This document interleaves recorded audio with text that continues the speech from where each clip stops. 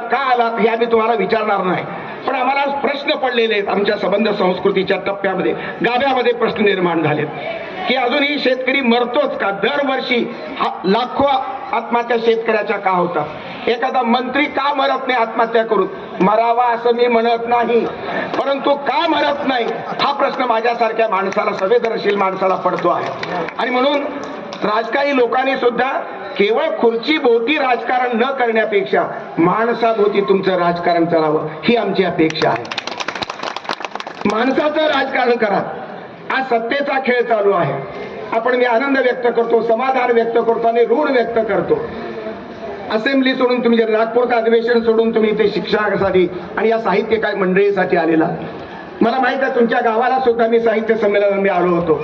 अत्यंत भरगच्च अशा प्रकारचा मोठा मंडप आणि भरगच्च अशा प्रकारची मंडळी आणि अत्यंत जिव्हाळ्यानं ते प्रश्न सोडवतायत, करतायत. वसंतराव काळ्यांची समृद्ध परंपरा चालवण्याचं श्रेय तुम्हाला निश्चित आहे. आणि म्हणून इमानदार वसंतराव काळेशी जेवढे तुम्ही इमानदार राहू इच्छिता राहता, तेवढे शिक्षकाशी इमानदार राहा. आणखी शेतकऱ्यांशी सुद्धा इमानदार राहावं अशी मी प्रामाणिक इच्छा व्यक्त करतो. पक्षीय राजकारणापेक्षा माणसाचे जीवन मरणाचे प्रश्न महत्वाचे आहेत आणि ते प्रश्न लोकशाहीचे प्रश्न महत्वाचे आहेत, संविधानाचे प्रश्न महत्वाचे आहेत.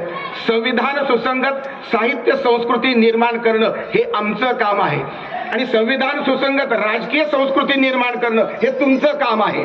म्हणून या दोन्हीही संस्कृतीचा निश्चितपणे उपयोग आपल्याला होऊ शकतो. दिगंबरावाच्या कल्पनेतून निघालेलं हे संकल्पना संवाद, लोकसंवादाची संकल्पना आणि समाप्तीपर्यंतचा हा संबंध दिगंबरावाचा परिप्रेक्ष्य विचारांचा अत्यंत महत्वाचा आहे. मित्र हो, लोकसंवाद आणि मनसंवाद, मन दुभंग झालेली आहे. जाती जातीचा संवाद नाही, धर्माचा संवाद संपलेला आहे, देशाचा संवाद संपलेला आहे. आणि म्हणून आपल्या लोकसंवादामधली ही विधायक भूमिका मला महत्वाची वाटते. तत्वज्ञान म्हणून सुद्धा सुरुवातीलाही संवाद, मध्ये संघर्ष आणि पुन्हा संवाद. संवादाशिवाय शक्य नाही. नवरा बायकोचा संवाद आवश्यक आहे, सासू आणि सुनेचा संवाद आवश्यक आहे, बाप मुलाचा, भावा भावाचा, गावागावाचा, पक्षाचा आणि संबंध धर्मासह देशाचाही संवाद अपेक्षित आहे. या व्यापक संवादाची संकल्पना ही आपण छोट्या गावामध्ये रुजवत आहात. ही पेरणी महत्वाची आहे, सत्याची पेरणी आहे, ही पुण्याची पेरणी करत आहात. आणि म्हणून लोकशाहीचा आत्माच संवाद आहे. संवाद हा लोकशाहीचा आत्मा असतो आणि याच आत्म्यावरती आघात राजकीय संस्कृती करते आहे. मला वाईट वाटतं या गोष्टीचं. कुठे लोकशाहीचा बूज राखणारे यशवंतराव चव्हाण, कुठे अटल बिहारी वाजपेयी आणि कुठे आजची मंडळी. यामध्ये अत्यंत जमीन आसमानचा फरक पडलेला, आपण मूल्यात्मक फरक पडलेला आहे हे आपण जाणून घेतलं पाहिजे. मित्र हो, संवादाच्या नंतर विसंवाद असतोच. गावागावामध्ये मनामध्ये संवाद विसंवाद आहेत, पण विसंवाद हा टिकून ठेवण्याचा चालणार नाही. विसंवादाची कारणं कोणती आहेत ते आपण लक्षात घेतलं पाहिजे. दारिद्र्याची कारणं शोधून काढली पाहिजेत, त्यावर उपाययोजना केली पाहिजे. माणसाची विकृती संपली पाहिजे. या दृष्टीने धर्माचा संवाद अपेक्षित मला वाटतो. मित्र हो, जनसंवाद, धर्मसंवाद आणि जातीच्या संवादातून एक राष्ट्र उभा राहतं. राष्ट्राची एकात्मता उभी राहते. आणि म्हणून संविधानाला सुसंगत अशा प्रकारची राष्ट्राची उभारणी करत असताना आपण या संबंध संवादावरती भर दिला आणि ही महत्वाची गोष्ट आहे. शासन आणि विरोधी पक्ष याच्यातला संवाद सुद्धा अपेक्षित आहे. पण संबंध संस्कृती, रोज सकाळी उठल्यानंतर एकमेकाचे कपडे फार संस्कृती मला सहन होत नाही. खालच्या पातळीवर तर राजकारण, खालच्या पातळीवरची भाषा, खालच्या पातळीवरचं नव्या पिढीनं काय शिकावं तुमच्याकडनं? पुढारी हा असो की तो असो, आपल्यासारखे अपवादात्मक पुढारी जर सोडले तर बहुसंख्य पुढारी, सगळ्या पक्षाचे पुढारी अत्यंत गलिच्छ भाषेमध्ये, प्राणी सृष्टी एकही शिल्लक राहिली नाही. पंतप्रधानाच्या पदावरती बसलेल्या माणसाला सुद्धा अत्यंत गलिच्छ भाषेमध्ये शिव्या दिल्या जात आहेत. विरोधी पक्षाच्या नेत्याला सुद्धा उंदीर आणि काय कुठल्या एकही प्राणी शिल्लक नाही. गाढव, उंदीर, कुत्रा, माकड ही संबंध प्राणी सृष्टी काय एकमेकाला शिव्या घालण्यासाठी दिलेली आहे का? भाषेमध्ये ती आहे का? ही भाषा तुमच्या गुरुनी आणि तुमच्या आई वडिलांनी तुम्हाला शिकवली का?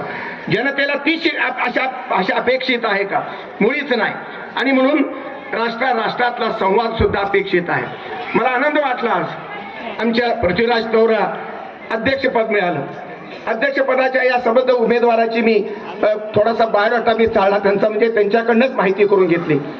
विसंवादावरती मात करणाऱ्या अशा प्रकारची भूमिका, एक विधायक भूमिका घेऊन हा अध्यक्ष आपली भूमिका बजावतो आहे. 10 पुस्तकं बालसाहित्याची निर्माण केली आहेत. युद्ध नको या मुद्द्यावरती शांतता हवी हा या पृथ्वीराज तौर याच्या लेखकाचा भर आहे. लहान मुलांचं जग जपणारा माणूस आहे. लहान मुलगा मुसलमानाचा असो, ख्रिश्चनाचा असो, तो पाकिस्तानचा असो, जरा बंद करावं, परदेशातला सुद्धा मुलगा असो, लहान मुलाचं निरापराधित्व, त्याचं निष्पाप मन हे आमच्या पृथ्वीराजच्या चिंतनाचा आणि चिंतेचा विषय आहे. आपण सगळ्यांची चिंता करतो. या लहान मुलांची, उद्याचं विश्व या लहान मुलांचं आहे. उद्याचा भारत हा बाल भारत आहे. आणि म्हणून बालकांच्या हिफाजतीसाठी, बालकांच्या भावविश्वाला कुठलाही धोका पोहोचू नये म्हणून हा कुरवाळणारा माणूस आहे. भावविश्व आपण गोंधळणारा माणूस आहे. आणि दुसरी गोष्ट, देशाचे नकाशे आज आहेत, ते उद्या राहतीलच असं नाही. किंबहुना ते नकाशे बाद व्हावेत आणि सर्व जगामध्ये शांतता नांदावी. सर्व माणसातलं पशुत्व, जनावरपण हे संपावं, या दृष्टीनं आमच्या सर्व लेखकांची असा प्रयत्न असला पाहिजे. त्यामध्ये पुढाकार आमच्या पृथ्वीराज चव्हाणचा आहे. आणि म्हणून कुठल्याही संमेलनाचा अध्यक्ष हा विश्व संवादाच्या दृष्टीनं बोलत नाही, विश्वात्मक शांततेच्या दृष्टीनं मांडणी करणारी भूमिका आजच्या या संमेलनाच्या अध्यक्षाची आहे. याबद्दल जाहीरपणे आपल्या सर्वांच्या वतीनं मी त्यांचं अभिनंदन करतो आहे. मित्रहो, साहित्य संवाद ही अपेक्षित आहे. दलित साहित्य, ग्रामीण साहित्य, तुमचं आदिवासी साहित्य, यामध्ये अनेक वेगवेगळे प्रकार सुरू झालेले आहेत. पण या संवाद सगळ्यांच्या सुली वेगवेगळ्या आज जरी दिसत असल्या तरी त्याचा आत्मा एक असला पाहिजे. सर्व माणसं एक आहेत. आदिवासीमध्ये उषा किरण आत्राम आहे, विनायक तुंबराम आहे, तुकाराम धांडे आहेत, तुकाराम तुमचा रोंगटे आहे, असे अनेक, उषा किरण आत्राम आहे. अनेक लेखक, जवळजवळ 400 लेखक आदिवासीची भाषा एक साहित्य निर्माण करत आहेत. मुस्लिम समाजामध्ये इक्बाल मिन्ने, जावेद पाशा, मुबारक शेख असे अनेक लेखक, कवी जन्माला आलेले आहेत. ख्रिश्चन समाजाच्या साहित्य प्रवाहामध्ये father Dibrito, father Correa, bishop तुमचे डाबरे, त्याचबरोबर सिसिलिया कार्वोला अशा अनेक लेखक, साहित्यिकांची, प्रतिभावंतांची अभिव्यक्ती या संबंध ख्रिश्चन धर्मामध्ये सुद्धा आहे. आणि म्हणून सर्व धर्माचं विवेकवादी साहित्य याचा एक स्वतंत्र प्रवाह निर्माण व्हावा असं मला वाटतं. हा धार्मिक प्रवाह, जातीचे प्रवाह आता संपले पाहिजेत. सेक्युलर वाङ्मयीन प्रवाह हा संविधानाला अपेक्षित असणारा सांस्कृतिक प्रवाह अपेक्षित आहे. संविधानाला धर्म नाही, तुम्हाला आम्हाला धर्म आहे, पण संविधान कुठलाही धर्म मानत नाही. आणि म्हणून भारतीय संविधानाला अपेक्षित असणारी नवी संस्कृती, माणसांची संस्कृती, धर्म जातीच्या पलीकडली संस्कृती, शुद्ध माणसाची संस्कृती ही त्याला अपेक्षित आहे. आणि म्हणून साहित्य या सर्व सेक्युलर साहित्याचा एक प्रवाह निर्माण होण्याच्या दृष्टीनं मराठीमध्ये असा प्रयत्न जाणीवपूर्वक करण्याची गरज आहे. मित्रहो, संस्कृती आणि प्रकृतीमध्ये मूलतः फरक आहे. प्रकृती ही पशुत्वाला जवळची आहे. आपण जनावरच आहोत, कपडे घातलेली जनावर माणसं आहोत. म्हणून तर आम्ही 2 वर्षाच्या मुलीवरती बलात्कार करतो, आपल्यापैकी एखादा माणूस. म्हणून तर 90 वर्षाच्या म्हातारीवरती बलात्कार केला जातो आहे. म्हणून तर खून होतो. म्हणून तर धार्मिक मुर्दे पाडले जातात. म्हणून तर जातीच्या नावावरती संबंध रक्त सांडलं जातं. धर्माच्या युद्धामध्ये हजारो, लाखो, कोट्यावधी लोकांचं रक्त सांडलं जातं. जगाचा इतिहास धर्माच्या युद्धामध्ये आणि रक्ताने माखलेला आहे. आणि या संबंध पातळीवरती विचार करताना विश्व संस्कृती निर्माण करण्याचं काम, एक करण्याचं काम तुमच्या आमच्या साहित्यकाला पार पाडावं लागणार आहे. त्यासाठी राजकीय पुढारी आम्हाला मदत करू शकतात. राजकीय पुढारी तात्कालिक प्रश्न, व्यावहारिक प्रश्न, नैसर्गिक प्रश्न, लोकांचे प्रश्न सोडवू शकतात. ती सोडवण्याची इच्छाशक्ती आहे का, हा आपल्या समोरचा प्रश्न आहे. निश्चितपणे तुमचे मुख्यमंत्री आणि बाकीचे मंत्री बांधावर जातात, शेतकऱ्यांची दुःख जाणून घेतात. मला मान्य, चांगली गोष्ट आहे, असं केलंच पाहिजे. तुम्ही उपकार नाही करत, ही गोष्ट झाली पाहिजे. परंतु शेतकऱ्याच्या पदरात काय पडतं तर एवढं सुख देऊन सुद्धा, कर्जमाफी होऊन सुद्धा देणग्या उदारमतवादी अशा प्रकारचं धोरण अवलंबून सुद्धा अजून शेतकरी का मरतो? युगानुयुगाचा शेतकरी भिकारीच कसा? हा प्रश्न अजूनही जर सुटत नसेल तर राजकीय व्यवस्था पूर्णपणे पहिलेपासून आजपर्यंत करंटी आहे याबद्दल माझ्या मनात शंका नाही. आणि ही भूमिका आपण अंतर्मुख होऊन राजकीय लोकांनी या बाबतीत विचार करणं आवश्यक मला वाटतं. मित्र हो, सांस्कृतिक लोकशाहीची गरज आहे. आपण सांस्कृतिक लोकशाही शुद्ध केली नाही. लेखक कमी पडले, विचारवंत कमी पडले, तुमचे बाकीची मंडळी कमी पडले, म्हणून सांस्कृतिक लोकशाहीचा वाटोळ झालेला आहे. ते राजकीय लोकांनी केलेलं नाही, आम्ही लोकांनी केलेलं आहे. आणि म्हणून संस्कृती लोकशाहीचं शुद्धीकरण हे आवश्यक आहे. कारण ती शुद्ध झाल्याशिवाय राजकारणातली पुढारी मंडळी शुद्ध वागणार नाहीत. तुम्ही शुद्धतेचा आग्रह धरा. शुद्ध धर्म, शुद्ध समाजकारण, शुद्ध अर्थकारण, नैतिकतेच्या बाबतीमध्ये तुम्ही आम्ही जनता कमी पडलेलो आहोत. आणि म्हणून आपल्याच मतदारावरती अत्यंत चुकीची अशा प्रकारची मंडळी आपण निवडून देतो की काय, अशा प्रकारचा प्रश्न आपल्यालाच पडावा अशी परिस्थिती सध्याची आहे. म्हणून राजकीय लोकांचा दोष देण्यात अर्थ नाही. पहिली चूक आधी सांस्कृतिक लोकशाही निर्माण करण्यात कमी पडलो. म्हणून विचारवंत असो की कलावंत असो, या सगळ्या लोकांनी हे संबंध शुद्ध विचार आणि शुद्ध नैतिकता पेरली पाहिजे. या पेरणीमध्ये कुठेतरी विष पेरणी आपण केलेली आहे. समाजामध्ये धर्मद्वेष पसरण्यामध्ये आपणच कारणीभूत ठरलेलो आहोत. धर्माचा द्वेष, विषाची पेरणी, या पेरणीमध्ये आपण संबंध समाज नासवला, समाज करंटा झाला. आणि म्हणून राजकीय व्यवस्था अशी आपल्याला जन्माला आलेली आहे. मित्र हो, राजकारणी लोक बेरजेचं राजकारण करतात, फार चांगली गोष्ट आहे. आपण बेरीज करतात सत्ता कारणासाठी. आता आपण समाजकारणासाठी बेरीज केली पाहिजे. फुले, शाहू, आंबेडकर आरक्षणाच्या मुद्द्यावरती वेगवेगळे झालेत, एकमेकाच्या विरुद्ध उभे राहिले.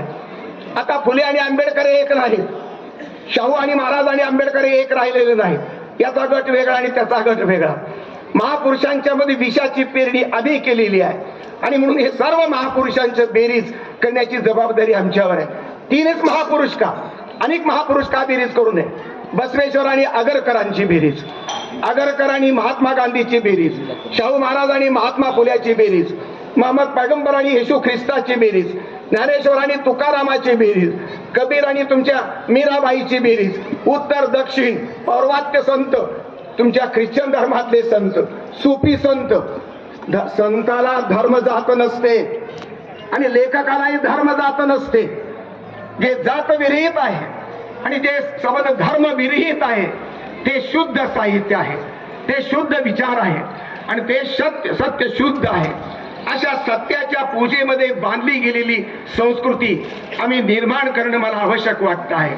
आणि म्हणून या सर्व संदर्भामध्ये विचार करता सहिष्णू धर्म, हिंदू धर्म जरी असला तरी तो सहिष्णू, नथुराम गोडसेचा हिंदू धर्म आणि आपल्या महात्मा गांधीचा हिंदू धर्म, दोन्हीही हिंदू धर्म आहेत. तुम्ही कोणत्या धर्माच्या महापुरुषाला मानता? नथुराम गोडसेने अत्यंत नीचपणाने अत्यंत हत्या केली, गांधीतल्या महात्म्याची हत्या केली. आणि म्हणून महात्मा गांधीचं उदार हिंदुत्व, स्वामी विवेकानंदाचं उदार हिंदुत्व, असं उदार अध्यात्म हे मला अपेक्षित आहे. मला हिंदू धर्माचं वावडं नाही, मला इस्लामचं वावडं नाही, पण दहशतवाद्याचा इस्लाम मला मंजूर नाही. मला आंधळा ख्रिश्चन धर्म मला मंजूर नाही. शुद्ध धार्मिकता ही समाज प्रबोधनासाठी आवश्यक आहे.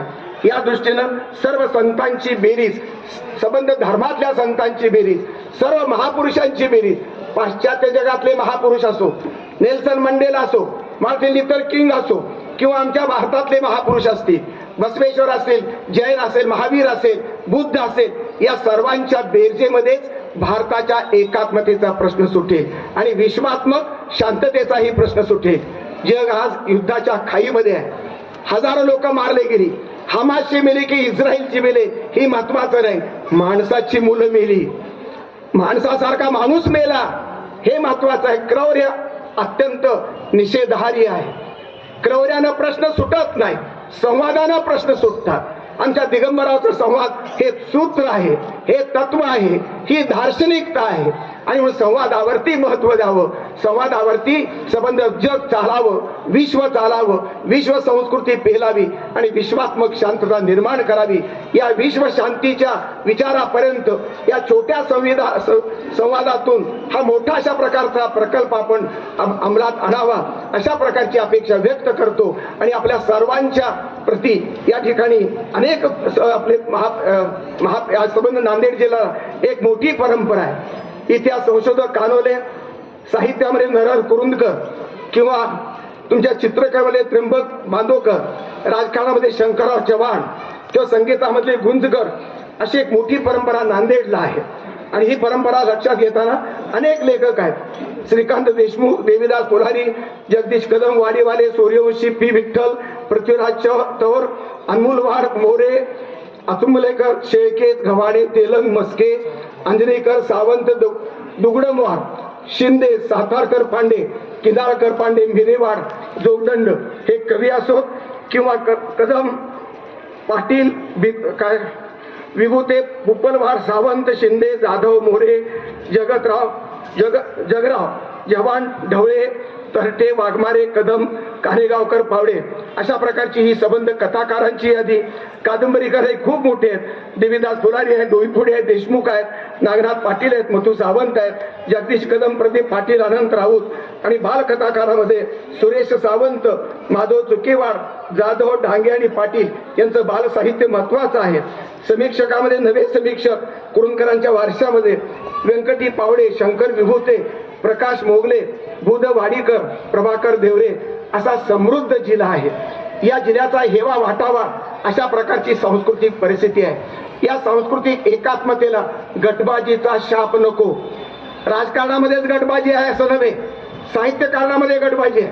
देवीदासरावांना आम्ही येताना सकाळी एक फोन आला पत्रकाराचा, काहीतरी 3 लोकांची 3 तोंड वेगवेगळे आहेत.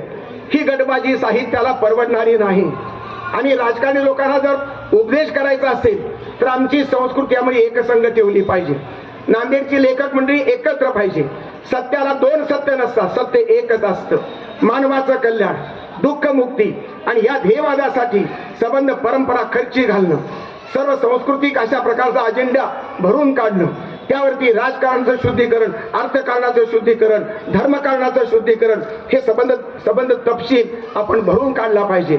या दृष्टीने एक छोटी ज्योत 18 वर्षापूर्वी दिगंबरराव आपल्या कदमानी आपल्या ग्रामीण परिसरामध्ये या मातीमध्ये रोवली आणि त्या ज्योतीचा आता भडका उडालेला आहे. जगभर हा प्रवास चालू आहे आणि तो प्रकाश सगळ्यांना दिपवून टाकणारा आहे.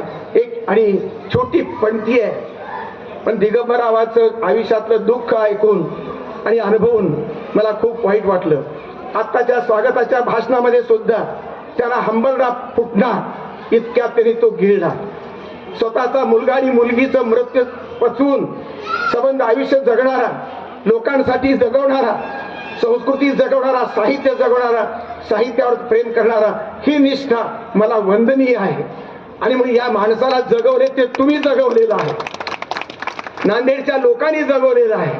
हा वेडापीर माणूस आहे, हा ध्येयवेडा माणूस आहे. आणि त्या ध्येयवेडानं प्रेरित झालेली दिगंबररावाच्या बरोबरची देवीदास फुलारी सारखी माणसं, महेश मोरी सारखी माणसं, माय लिहिणारे डोंगरे सारखी माणसं ही सुद्धा तितकीच वेडी आहे. या वेड्या लोकांना मी सलाम करतो, तुम्हाला अभिवादन करतो. विक्रम काळे आमचे मित्र आहेत, टीका जरा बाजूला सोडा, भावार्थ घ्या एवढी विनंती करतो आणि आपलं भाषण संपवतो.